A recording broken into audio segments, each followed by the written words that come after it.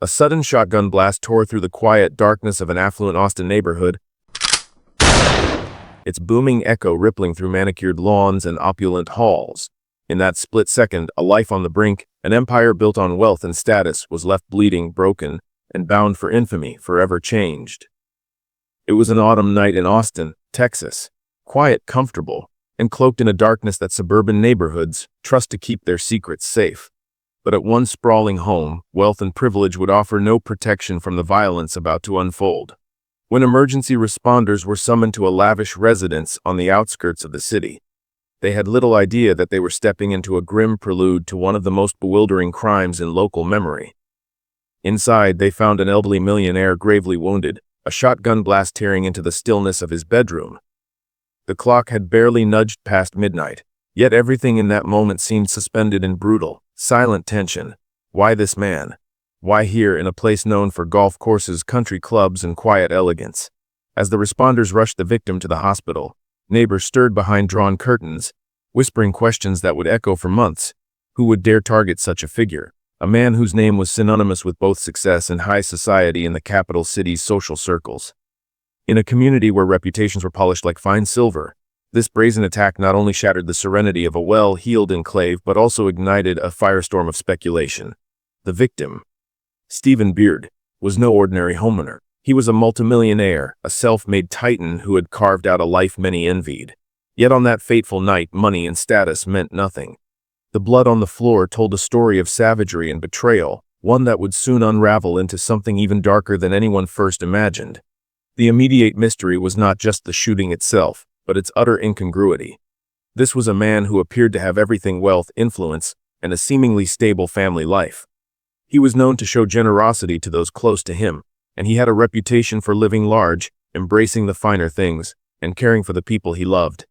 Yet now he lay in critical condition, fighting for his life. The calm order of his surroundings had been replaced with paramedics' hurried footsteps and the flash of red and blue lights slicing through manicured lawns. Before long, whispers turned into a deluge of rumors. Some murmured that the motive was money. This was a fortune large enough to attract the darkest of intentions. Others suggested something more personal, a vendetta hidden behind polite smiles and social niceties. Investigators quickly understood they were dealing with a puzzle of many pieces, each waiting to be fitted together: a wealthy victim, an affluent setting, and a shot in the dead of night that made no immediate sense. Something about it felt calculated, orchestrated, a single violent act that would ignite a slow, burning fuse of revelations. And as the world would soon learn, beneath the veneer of high society glamour lay a twisted narrative of manipulation, desire, and an unexpected betrayal that would shock not only Austin, but the entire nation following the case. The mystery had only begun. If this gripping introduction into the twisted layers of the Celeste Beard case has you on edge, subscribe now and turn on notifications. By doing so, you'll ensure you never miss another deep dive into hidden motives and shocking truths lurking behind seemingly perfect lives. In the days following that fateful night, the community struggled to piece together a narrative that fit the shock of what had transpired. The victim, Celeste Beard, stood as the embodiment of success, a self-made millionaire who'd built a fortune through media enterprises and strategic business investments. He was well into his 70s, a man who had already navigated a lifetime of achievements, personal losses, and reinventions. By the late 1990s, he had settled into a comfortable retirement, surrounded by opulence and guarded by the promise that his twilight years would pass peacefully. Austin, Texas, where this crime played out, was in many ways a city poised on the edge of transformation. It combined old Southern charm with a burgeoning modernity fed by tech booms and cultural shifts. Neighborhoods like the one Stephen called home were known for their manicured lawns, quiet cul-de-sacs, and the hum of luxury cars rolling in and out of private drives. Criminal headlines were more often associated with the larger cities of the state, not these peaceful enclaves where wealth and status formed a kind of protective bubble. Yet this shooting shattered any illusions of safety. Suddenly, the city's high society had to face a troubling reality. If this could happen to Celeste Beard, it could happen to anyone. The initial circumstances were puzzling. No one reported any screams, no alarms, no angry confrontations overheard through the hedgerows. It was as though a single, precise act of violence had been dropped into the center of a life story that, from the outside, appeared enviably secure. When police and first responders arrived, they found the victim gravely injured but still clinging to life. Urgently, they rushed him to the hospital. In those early hours, investigators tried to grasp the situation. Was it a home invasion gone wrong, a robbery that had spiraled into chaos, or something more personal, tied to the complex tapestry of Stephen's relationships and wealth? Friends and acquaintances struggled to reconcile the brutality of attack with the image they held of Celeste Beard. He was known for his generosity and a willingness to assist others, even if that help came with certain expectations or conditions. In recent years, he had married a much younger woman named Celeste. Together, they lived in comfort that few could rival. But if there were any fault lines beneath that polished exterior, they had gone unnoticed by most outsiders. Now, as the city's rumor mill kicked into overdrive, whispers suggested that the layers of this case would be far more intricate than a random act of violence. This was no ordinary assault. It was the start of a cascading series of revelations, a story that would stretch far beyond the initial shock. Austin's homicide detectives, seasoned though they were, approached the case knowing they would need patience and diligence. Beneath the wealth and privilege, something else was brewing: hidden motives, entangled loyalties, and a narrative that would challenge everything people thought they understood about love, trust, and the destructive power of greed. To understand the gravity of this crime, it's essential to step back in time, before the blood and betrayal, to when Stephen Frederick Beard's story was one of aspiration, triumph, and eventually comfort. Born in Texas, Stephen came of age surrounded by the understated elegance and evolving prosperity of the Lone Star State. Over the decades, he navigated a path from modest beginnings to substantial success, building a fortune in broadcasting, a world that, in the latter half of the 20th century, was ripe with opportunity for those bold enough to seize it. Stephen's career highlight was tied to television broadcasting and media investments. By embracing cable television's rise and capitalizing on new market niches, he managed to secure a multimillion-dollar fortune. This wealth wasn't handed to him. It was carefully earned through partnerships, savvy negotiations, and a keen eye for emerging trends. Friends and associates from that era have described him as a man with a canny business sense, someone who understood not just how to accumulate wealth, but also how to maintain and enjoy it. He made his money honestly if strategically, and once he retired, he wore his success with a quiet pride. Yet, Stephen wasn't merely defined by his bank account. He was known among friends and family as a personable, approachable figure, a man who loved to share stories over a good meal, to laugh, and to indulge those he cared about. After retiring comfortably in Austin, he spent his days golfing, socializing at the Austin Country Club, and enjoying the fruits of a life well lived. He was generous, often reaching out to help those around him, sometimes giving loans or financial support that others might have hesitated to provide. In that sense, his fortune became a tool not only for personal luxury but also for lifting up those in his immediate circle. Before meeting Celeste, Stephen's life had not been without its sorrows. He had experienced the loss of his first wife, a painful chapter that left him wealthy but alone. The loneliness of his later years prompted him to seek new companionship, and he was well into his 70s when he encountered Celeste at the Austin Country Club, where she worked as a waitress. Their meeting seemed serendipitous. He was a widower yearning for emotional warmth, and she, decades younger, appeared to offer a vibrant presence and renewed family life. By 1995, Stephen and Celeste were married. For a time, it must have seemed like a second chance at happiness. In addition to embracing Celeste, he embraced her twin daughters, formally adopting them and granting them a life far removed from any struggles they might have otherwise faced. This was the core of Stephen Beard, a man who, despite his cautious businessman's mind, opened his heart and home to people he believed he could trust. He was far from naive, but love and the desire for family can soften even the sharpest judge of character. Friends recall that Stephen seemed content in the early years of his marriage to Celeste. He enjoyed traveling, dining at fine restaurants, and hosting gatherings that brought laughter echoing through his home's grand halls. His was a life of comfort and familiarity. Trips to Las Vegas, time spent with the people he cared about, and a level of security that many can only dream of. There were no storm clouds on the horizon that he, or anyone close to him, could clearly see. Still, as investigators would later learn, beneath that veneer lay complexities that Stephen himself might not have fully grasped. There were undercurrents of financial desire, emotional instability, and manipulative relationships forging a path that would ultimately lead to his shooting. In hindsight, some questioned whether Stephen's generosity and gentle nature, qualities that made him well liked and respected, had also made him vulnerable. He was a good man, but even good men can become targets when power and wealth are at stake. Examining Stephen Beard's past reveals a man whose greatest flaw may have been the trust he placed in others. He had earned his comfort and success through years of labor and strategy, yet it was precisely this success that would, in part, place him directly in the crosshairs of a cruel and calculated scheme. Understanding Stephen, the human being behind the headlines, sets the stage for the wrenching tragedy that would soon fracture the illusion of safety and love that he had so carefully constructed. In the quiet pre-dawn hours of October 2, 1999, the Austin Travis County Emergency Dispatch Center received a frantic call from within a wealthy Austin home. Responding officers and paramedics raced through the stillness of the upscale neighborhood, their sirens piercing an otherwise silent suburban night. Inside, they found Stephen Beard, a 74-year-old millionaire lying in his bed with a critical shotgun wound to his abdomen.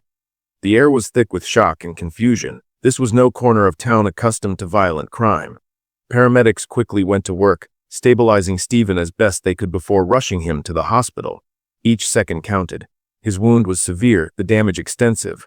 Meanwhile, law enforcement surveyed a crime scene that, at first glance, presented more puzzles than answers. There was no obvious sign of forced entry, no shattered windows or smashed locks. The meticulous orderliness of the upscale residence had been interrupted by a single brutal act. Blood soaked into pristine linens, a horrifying contrast against tasteful decor and the quietly humming air conditioning. Those first on the scene struggled to piece together what had happened. Neighbors, roused from sleep, watched in disbelief from behind curtains, stunned that violence had sliced through their enclave. Investigators knew that in cases like this, the first hours were critical. They documented the scene, searching for footprints, fingerprints, or shell casings, anything that might indicate who had pulled the trigger and why. The victim's wealth and prominence added an urgent complexity. High-profile crimes often come with heavy media scrutiny, and from the start, this one felt different, too personal, too targeted. As the night gave way to a pale morning light, law enforcement questioned those closest to the victim. His wife, Celeste Beard, appeared distraught and shaken, struggling to comprehend how anyone could harm the man she had built a life with. She was questioned gently, asked to recall anything unusual. Strange noise. A suspicious figure lurking outside. Across the home, Stephen's recently adopted twin daughters hovered anxiously, trying to understand why their stable world had just been so savagely disrupted. Out in the driveway, officers spoke in low voices, their notepads filling with preliminary observations. Inside, crime scene technicians painstakingly examined every inch of the bedroom. They found a 20-gauge shotgun shell, evidence that would later prove critical, but at that moment was simply one more perplexing clue. Why a shotgun? Why shoot an elderly man known for his generosity and reserved lifestyle? The immediate aftermath was defined by two competing forces. On one hand, a desperate medical struggle to keep Stephen alive. On the other, a nascent police investigation determined to understand the motive behind such a brazen, intimate attack. The victim's wealth and status suggested this was no random break-in. Had someone attempted a robbery that went awry? Or was there a deeper, more insidious reason? Reporters, catching wind of the incident, began to circle. By dawn, whispers spread throughout Austin. Stephen Beard, the well-known millionaire, had been shot in his own home. That tidbit of information sparked a deluge of questions. Some speculated about old business rivalries, others floated the idea of an extortion attempt. Those close to Stephen dismissed these notions as far-fetched. He had lived a life marked by civility, not the cutthroat dealings one might associate with violent retribution. Yet, beneath the veneer of confusion and disbelief, investigators sensed layers beneath the surface. A single, silent night had left one man clinging to life and an entire community reeling. With no easy answers presenting themselves, authorities braced for a long, painstaking inquiry.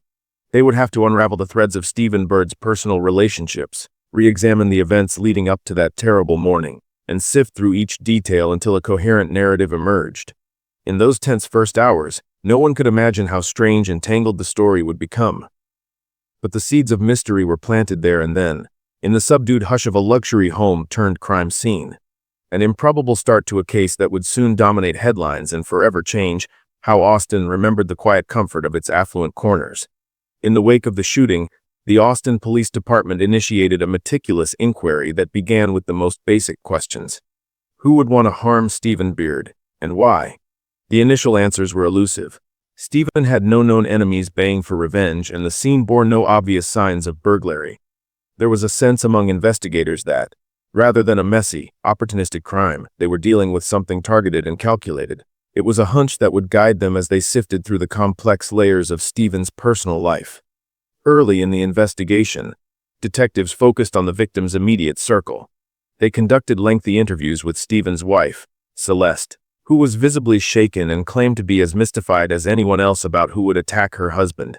They spoke with his adopted twin daughters, who offered little more than expressions of shock and confusion. Friends and acquaintances were next. Business partners, former colleagues, neighbors, members of the country club where Stephen was well known. These discussions produced no immediate suspects, but painted a picture of Stephen as a generous man with no glaring feuds or debts unpaid. That said, wealth always complicated matters. Detectives understood that money could inspire hidden resentments or temptations that didn't surface in casual conversation. The crime scene, meanwhile, was subjected to thorough scrutiny. Forensic experts pored over every inch of the bedroom, testing fibers, examining blood spatter patterns, and gathering potential trace evidence. A spent 20-gauge shotgun shell was recovered, a critical clue that would become a cornerstone in narrowing down the suspect list. Investigators searched for any sign of forced entry. None appeared. They considered the possibility that the perpetrator might have known the layout of the home, entering quietly and leaving without drawing attention. The more they looked, the more it seemed like an inside job, or at least one executed by someone familiar with the victim's routines. As police reviewed Stephen's background, they learned that his relationship with Celeste had been a dramatic chapter in his later life. The substantial age gap was noted. He was in his 70s, she in her 30s when they married. While no crime lies in a difference of age, it prompted questions about motives, wills, and inheritances. Investigators became increasingly curious about Celeste's life before and after meeting Stephen. They asked discreet questions about her spending habits and the nature of her social circle. A pattern of lavish expenditures and a taste for luxury had already surfaced in casual remarks. Detectives quietly wondering if Stephen's money was a factor. Could someone close to him have arranged this attack? Still, suspicion needed a firmer footing, and investigators didn't rush to judgment. They also considered the possibility of a random intruder, though the absence of ransacking or theft seemed odd. It was then that a name began to surface in interviews: a woman named Tracey Tarlton. According to various accounts, Celeste had a close friendship with Tarlton, a bookstore employee who was described as quiet and somewhat private. The pair had reportedly met at a mental health facility months prior. While casual friendships alone don't make suspects, the intensity and secrecy surrounding their bond intrigued investigators. Detectives learned that Tarlton, like Celeste, had her own struggles and vulnerabilities.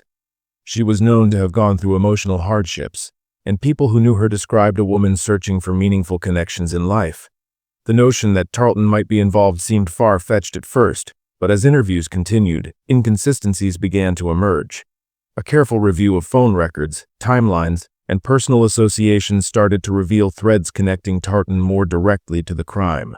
Neighbors recalled strange occurrences, suspicious vehicles, or unusual comings and goings in the days leading up to the shouting. Police started to quietly look into Tarlton's background, her known addresses, and whether she had any familiarity with firearms. All the while, Stephen clung to life in the hospital. Though he had survived the initial assault, the injuries were catastrophic. Surgeries and medical interventions offered a fragile lifeline. Investigators hoped he might eventually provide a statement or recall any detail from that night. But Stephen's condition remained precarious, and his recovery slow, leaving them largely reliant on physical evidence and witness testimony. As they pressed forward, the complexity of Celeste's character began to surface. Though publicly portraying herself as the distraught wife, behind the scenes, according to some who knew the couple, Celeste had a temperament and a history that didn't fully align with the image of a supportive, loving partner. There were rumors of financial disputes, arguments over spending, and questions about Celeste's dedication to the marriage. Yet such rumors alone weren't enough. Detectives needed a tangible link, something more concrete than speculation. That link began to take shape when ballistics and other investigative leads hinted that the gunman might have been someone with personal ties to the family. Police learned that Tarlton owned a shotgun matching the type used in the shooting. They also discovered potential communications suggesting a link between Tarlton and Celeste that went beyond mere friendship. Had the attack been orchestrated rather than random? And if so, who was pulling the strings? As the hours turned into days, the inquiry intensified. Detectives re-interviewed Celeste and those close to her, noting subtle changes in demeanor or discrepancies in recollections. They examined financial records, looking for unusual transactions or evidence of hidden agendas. The painstaking nature of homicide investigations often means sifting through minutiae: credit card bills, phone call logs, maintenance records, and emails. Everything and anything could hold a clue. Community members, still grappling with the shock of the shooting, began to share their own theories. Some viewed Celeste with suspicion simply due to the age difference and her apparent spending habits. Others believed Stephen's wealth made him a natural target for a would-be thief. But as law enforcement dug deeper, the robbery angle made less and less sense. Nothing of significant value had been taken. It felt more like a personal vendetta, or an act committed under someone's influence. Within the police department, quiet discussions centered on what evidence would be needed to make an arrest. Without a direct confession or a clear witness, detectives relied on forensic results, timelines, and those telling inconsistencies in personal accounts. The emerging narrative began to take a shape. Even if it was not yet fully defined, Celeste Beard was not the victim of a random break-in, but the target of a murder plot involving individuals close to him. Though they hadn't reached the tipping point of a formal accusation, the detectives were methodically building a case that would soon gain unprecedented traction. In these early days, the investigative team focused on strengthening their leads, identifying who owned the weapon, verifying who stood to gain from Stephen's death, and determining exactly how the shooter gained access to his home without causing alarm. Piece by piece, they were assembling a puzzle, and as the image grew clearer, it would soon direct their attention squarely toward a shocking, improbable suspect. For now, the investigation continued quietly but steadily, with law enforcement preparing for the next breakthroughs. In the coming days, new evidence, unexpected confessions, or startling revelations would push the case into uncharted territory. The stage was set for a turning point that would transform the mystery from a swirl of rumors and clues into a narrative of greed, manipulation, and tragic finality. In the weeks following the shooting, the Austin Police Department worked methodically to transform their early hunches into hard evidence. Up to this point, much of the investigation hinged on gut instinct and circumstantial clues. Now, bit by bit, they began to assemble tangible proof that would push the case toward an unsettling conclusion. Every piece of data, phone records, financial transactions, and personal communications, was scrutinized with painstaking care as detectives sought the thread that could tie a suspect directly to the crime. A key breakthrough emerged when ballistic tests confirmed that the 20-gauge shotgun shell recovered at the scene matched a shotgun owned by Tracey Tarlton. This was a game-changing revelation, one that abruptly narrowed the scope of the investigation. Until now, Tarlton had only existed on the periphery of the inquiry, an acquaintance of Celeste Beard, a somewhat enigmatic figure with no obvious motive. But now, science placed her weapon at the crime scene. Investigators confronted Tarlton about this connection, hoping she would offer a plausible explanation. Initially, she claimed no involvement, insisting she'd been home alone. Yet her story, when pressed, showed stress fractures. The more detectives questioned her, the more uneasy she became. Quietly, the investigative team also dug deeper into Tarleton's relationship with Celeste. They learned the two women met at St. David's Pavilion, a mental health facility in Austin, where both had been patients. Testimony from fellow patients and staff painted a picture of a relationship that was not just friendly, but emotionally intense, perhaps even obsessive. Tarleton was reportedly enamored with Celeste's charisma and vivacity, while Celeste seemed eager to foster that attention. Police suspected this was more than a passing friendship. Something about their bond felt charged with hidden promises and manipulations. Detectives obtained phone records and discovered a series of calls between Celeste and Tarleton in the days leading up to the shooting. While phone records alone didn't prove anything conclusively, they indicated regular contact during a critical period. Investigators also learned that Tarleton had recently purchased shotgun shells and had visited Celeste's home on multiple occasions. Interviews with acquaintances suggested that Tarleton's feelings for Celeste ran deep, that she admired and maybe even loved her in a way that might cloud judgment. Yet, a motive still needed to be firmly established. If Tarleton fired the shot, why target Celeste Beard? Over time, a plausible theory began to take shape, the possibility that Celeste, longing for financial freedom and possibly resentful of the controls Stephen placed on his wealth, might have orchestrated the attack. If Tarleton believed eliminating Stephen would earn her Celeste's love, or at least remove the obstacle that stood between them, then Tarleton would have had both motive and opportunity. Detectives found this scenario chilling but increasingly likely. As the investigation intensified, Stephen Beard's medical struggle took a turn for the worse. Complications from his injuries mounted, and while he clung to life for months, the outlook was bleak. Detectives knew that if he died, the legal landscape would shift dramatically. What started as an attempted murder would become a homicide case. They closely monitored his condition, aware that time was pressing. A living victim might someday identify the shooter or provide additional clues. A deceased victim would mean the state had to build its case from circumstantial evidence and witness testimony alone. In December 1999, just over 2 months after the shooting, police arrested Tracey Tarlton. According to reports at the time, she was charged with assault initially, as Stephen still lived. Tarlton's arrest sent shockwaves through the small circle of suspects. Celeste publicly expressed shock and relief, thanking the police for their efforts. But behind closed doors, detectives considered another angle. How would Celeste's demeanor change now that Tarlton was in custody? If Celeste had orchestrated the shooting, might she become nervous, attempt to contact Tarlton, or otherwise reveal her hand? Tarlton's time in custody placed immense pressure on her. Investigators played their cards carefully, showing Tarlton certain pieces of evidence. Phone records, the ballistic match. Without revealing their entire hand, they hoped the weight of the proof would encourage her to speak more honestly. Over several weeks, Tarlton's resolve appeared to falter. She began to hint at Celeste's involvement, suggesting that she hadn't acted alone and that she'd been manipulated or encouraged to carry out the crime. A narrative began to form that painted Celeste as the puppeteer pulling the strings from behind a curtain of marital discontent and financial desire. Meanwhile, police also pursued independent confirmation of any arrangement between Celeste and Tarlton. They combed through Celeste's financial records. Was there evidence of unusual spending in the wake of the shooting? Had Celeste made any attempts to alter wills or insurance policies? While the details remained murky, investigators did uncover documents and anecdotes suggesting Celeste had grown increasingly dissatisfied with Stephen's financial oversight. She reportedly wanted more control, and he, hoping to ensure prudent management of his fortune, maintained certain restrictions. This friction over money could have planted the seeds of a deadly solution in Celeste's mind. As the new year approached, Stephen Beard's condition worsened. In January 2000, he passed away from complications related to the gunshot wound. With his death, the stakes escalated. What had been a grievous injury was now a murder. Prosecutors and detectives alike shifted their focus fully onto building a homicide case. They seized on Tarlton's implied willingness to cooperate. If Tarlton would testify that Celeste had orchestrated the plan, prosecutors could charge Celeste with capital murder.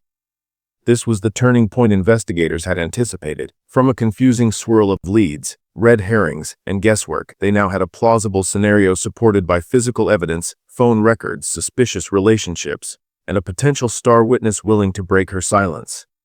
Although Celeste maintained her innocence, the net was tightening around her. The question was not just whether Tarlton had acted alone, but whether Celeste Beard, under the guise of a grieving wife, had actually manipulated Tarlton into pulling the trigger.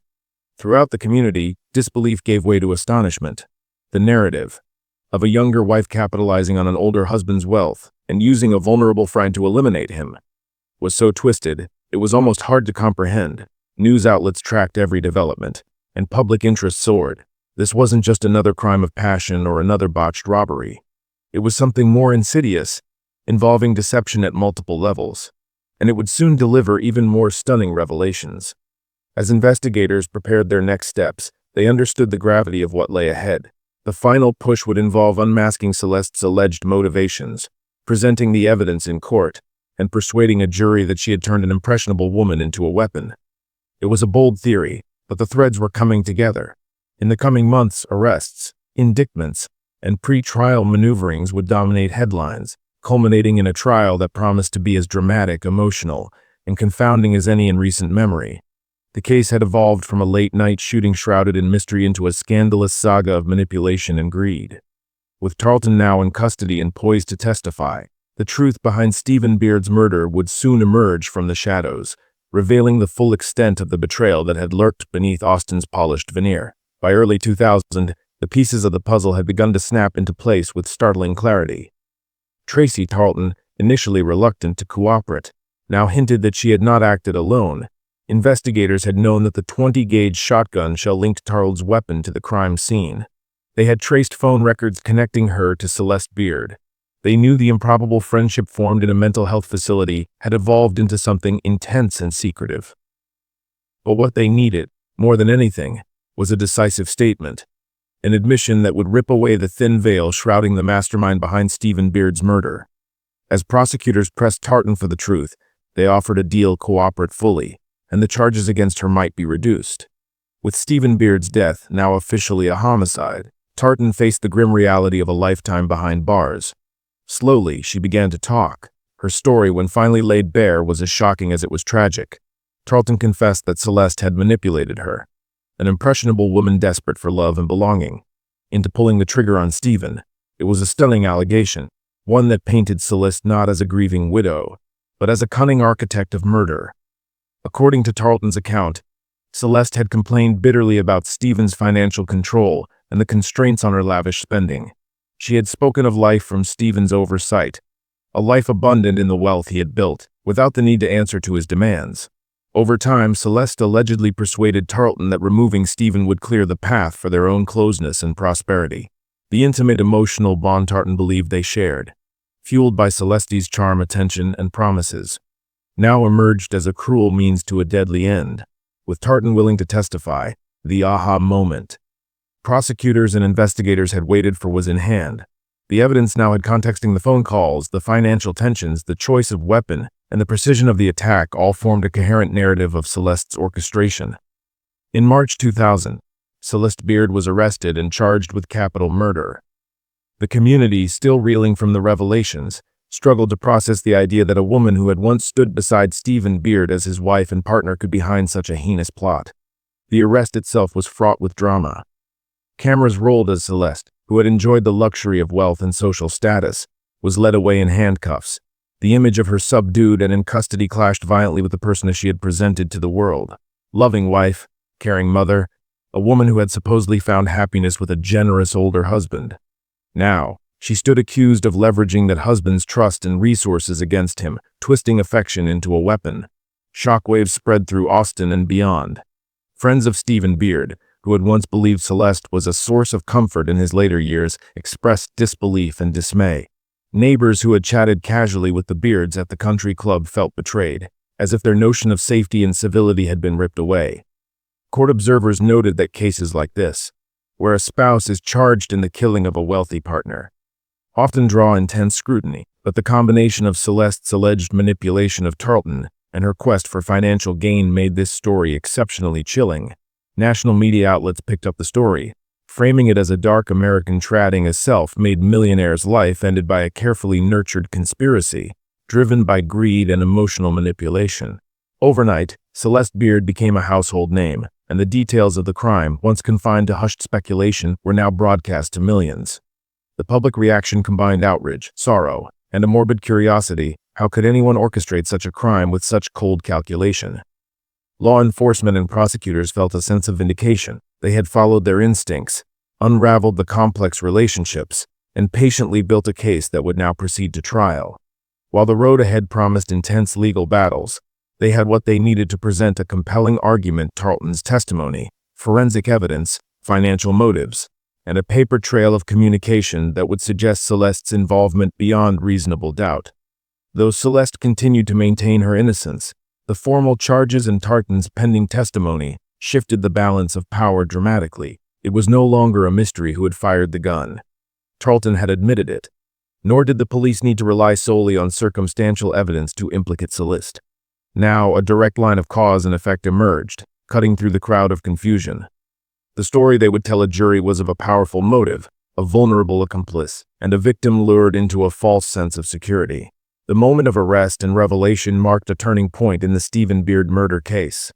The speculation and uncertainty that had once overshadowed the investigation gave way to a grim clarity. Stephen Beard's death, far from a random act of violence, was a meticulously planned crime carried out by someone he had welcomed into his life and home. This dark truth, now out in the open, would soon be tested in the crucible of the courtroom, where Celeste's fate and legacy would be determined for all to see. The trial of Celeste Beard, which began in early 2003, unfolded before a rapt audience that included journalists, curious locals, and a community still grappling with the brutal end to Stephen Beard's life. Held in an Austin courtroom, It promised to be a showcase of conflicting narratives and explosive testimony. Prosecutors approached their opening statements with a quiet confidence built upon months of meticulous evidence gathering. They laid out their core argument. Celeste, they contended, was at the heart of a calculated plan to murder her elderly, millionaire husband. An act executed not by her own hand, but through the manipulation of Tracey Tarlton, who had now turned star witness for the state. The prosecution alleged that love, or some twisted form of it, mingled with greed to create a motive so potent that it had shattered the tranquility of an affluent neighborhood and taken a man's life. From the outset, the mood in the courtroom crackled with tension. The defense sought to cast doubt on the prosecution's carefully woven narrative, insisting that Tarlton was a troubled individual acting out of obsession, jealousy, or mental instability.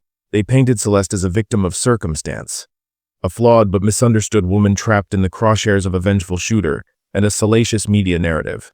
According to the defense, Tarlton's testimony would be nothing more than the desperate lies of someone seeking leniency.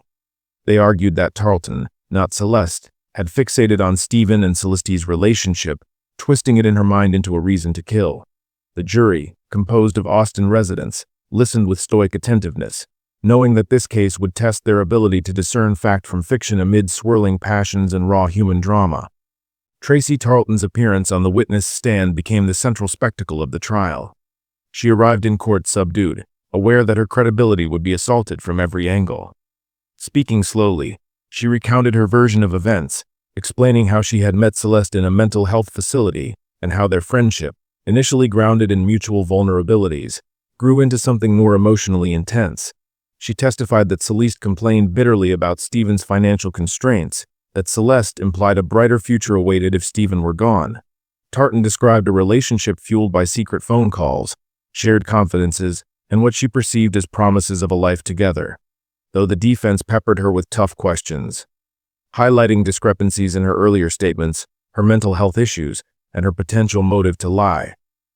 Tarlton's core narrative remained consistent. Celeste had planted the idea of murder in her mind, encouraging and cajoling until the unthinkable occurred. Supporting the prosecution's case were the victim's adopted twin daughters, who took the stand to share their perspectives. They testified about Celeste's behavior in the household and her spending habits, and one daughter alleged Celeste had even attempted to bribe her into lying on the stand. Their emotional presence in the courtroom highlighted the human toll of this tragedy. The daughters, who had once called Celeste Mom, now stood facing her with trembling voices and tearful eyes, describing a home life marred by simmering tensions and suspicions.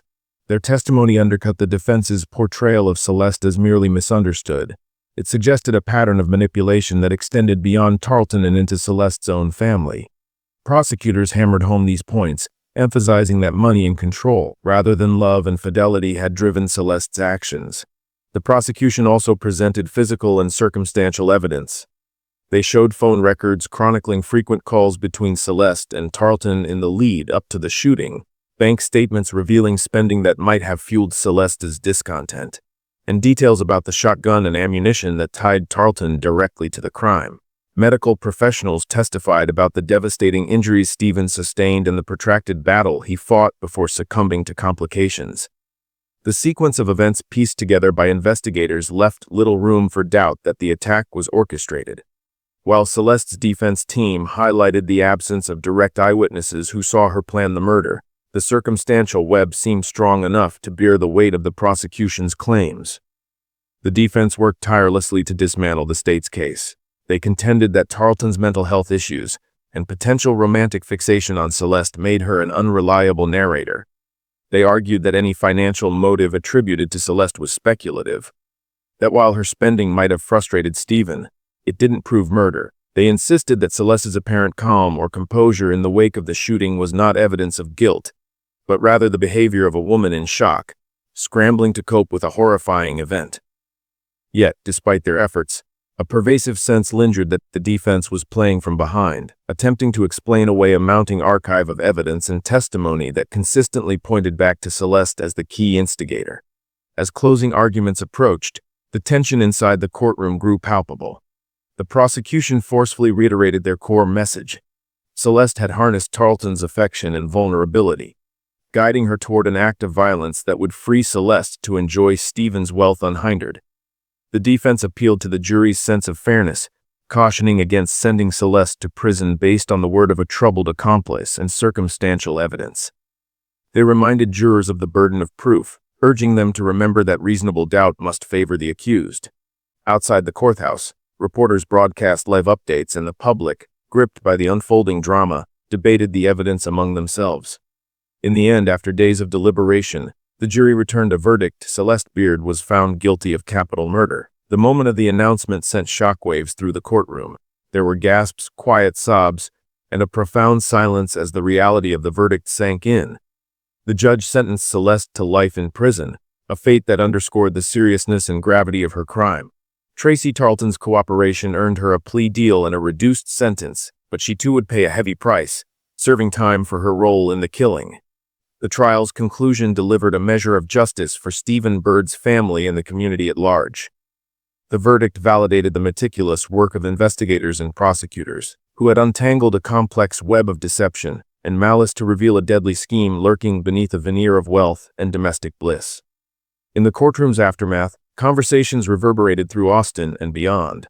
They touched on the nature of greed, the fragility of trust, and the power of manipulation. The trial had not only resolved a murder case, it had held a mirror to the darker corners of human nature and forced everyone watching to confront what can happen when love and loyalty are twisted into lethal weapons. In the months following the trial, the shockwaves of Stephen Beard's murder and the revelations it exposed continued to ripple through Austin's social landscape. For those who knew Stephen personally, his friends, former colleagues, and neighbors, the verdict brought a solemn form of closure. They had watched a narrative unfold that was almost too bizarre to believe. A beloved millionaire, cut down not by a random criminal, but through the manipulations of the very person who had pledged to cherish him. Stephen's adopted daughters, who had already suffered one profound loss, now faced the reality that the woman who had taken a maternal role in their lives was convicted of orchestrating their father's death. The trauma of testifying in court and bearing witness to such betrayal would stay with them, shaping their path forward. Some accounts suggest they sought therapy and counseling, working diligently to carve out stable futures untainted by the horrors they had endured. They would forever grapple with the stark truth that the home they had once considered safe and loving was in fact a stage for deadly deceit. Within the broader community, the case became an unsettling anecdote, an often cited example of the lengths to which greed and manipulation can drive human behavior. Conversations at the country club, once light and social, grew more guarded. Neighbors who had once exchanged friendly nods over manicured hedges now recalled the night police lights flashed against silent lawns. Trust in appearances and surface-level niceties diminished. The facade of suburban affluence, once presumed unassailable, had been cracked by the knowledge that evil could lurk anywhere, even in the quietest enclaves. Over time, the story became something more than a local cautionary tale. True crime documentaries and talk shows spotlighted the case, using it as a narrative about betrayal, privilege, and the vulnerability of those who trust too easily. Amid the media's retellings, some saw a moral lesson that wealth without moral grounding can sow devastation, and that emotional dependency, unchecked, can twist affection into a lethal weapon. Viewers far beyond Texas found themselves reflecting on how fragile life's assumptions can be. For Celeste Beard, the future held little promise. She would spend her days behind bars, her pleas ultimately failing to overturn the conviction. Her role as a charming socialite, a stylish figure of Austin's upper circles, was replaced by the grim reality of prison life. Any illusion she once harbored of enjoying Stephen's wealth without his presence evaporated in the harsh light of truth. Tracey Tarlton, too, lived with the repercussions of her actions. She had believed herself to be acting out of love and devotion, only to become the instrument of a murder that shattered multiple lives, including her own. In the end, the city of Austin emerged from this tragedy more alert and perhaps more cynical. The case served as a reminder that behind polished doors and quiet streets, secrets can fester, and that trust, once broken, leaves scars that no amount of luxury or status can conceal. The wounds left by Stephen Beard's murder, though less visible over time, never truly disappeared. Instead, they lingered as a silent testament to the depths of human deception and the enduring cost of lost innocence. In the end, the murder of Stephen Beard exposed the fragile nature of trust and the relentless pull of greed. A man who believed he'd found renewed happiness learned too late that not all promises are born of love. The home he built on hard-earned fortune became the backdrop for a tragic deception orchestrated by those he cherished most. This case stands as a reminder that appearances can be dangerously misleading. Beneath a polished surface, be it wealth, status, or charm, can lie manipulative intentions and secret resentments. It's a lesson that continues to resonate, cautioning us against taking goodness at face value when so much may remain unseen. If walking through the dark corridors of betrayal and deceit left you wanting a clearer lens on the human condition, now is the time to subscribe and join our community. By sharing this story, you help bring these hidden truths to light, reminding everyone that the greatest lessons often emerge when we dare to look behind closed doors. Thank you for joining us on this journey through a harrowing saga of betrayal. As we continue to explore cases like Celeste Beard's, let's carry forward a sober understanding. Even the grandest facades may hide unimaginable darkness. May we emerge more vigilant, empathetic, and committed to seeking truth, no matter how unsettling it may be, wherever it hides in the shadows.